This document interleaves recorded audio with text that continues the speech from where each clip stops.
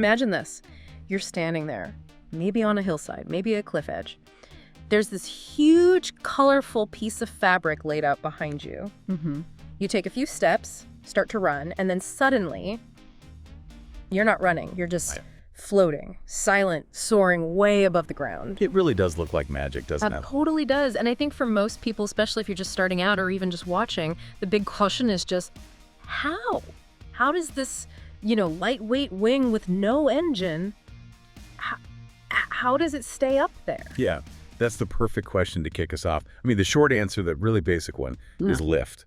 It generates an upward force called lift, and that counters your weight hanging below it. Okay, lift. That makes sense. But, and this is where this deep dive gets really interesting, while that's true, the full why and how of flight, scientifically, it's surprisingly complex. Complex how? Like, we don't understand it. No, we definitely understand it. We can calculate it, predict it really well. Yeah. But there isn't one single neat theory that perfectly explains every single thing that's happening with the air, at every scale. It's more like we understand it through a few different lenses that complement each other. Ah, okay, so it's not unknown, just multifaceted. Exactly. Think of it like that. Because I've definitely heard this idea, maybe at any PPI workshop or just chatting with other pilots, this sort of rumor that nobody really knows how flight works. Right.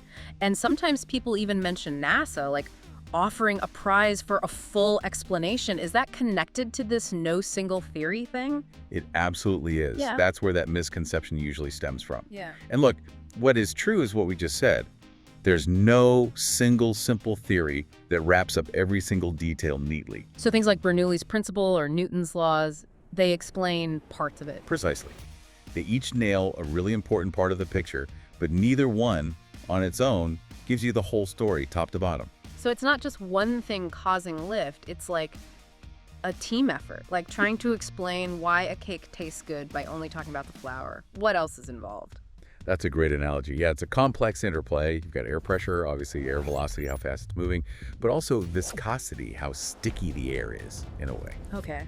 Then there's the angle of attack, which is super important. Basically, how the wing is tilted relative to the airflow, and even something more complex called circulation. They all play a role. Wow, okay. So lots of factors. But you said earlier we can predict it accurately, even with all that complexity. Oh, absolutely. Aerodynamicists use complex mathematical models, computational fluid dynamics, CFD, and they can calculate lift with amazing accuracy. So if you definitely understand it, it's just not reducible to one simple sentence, maybe. Gotcha. So let's bust the myths then. What's definitely not true? Okay, myth one.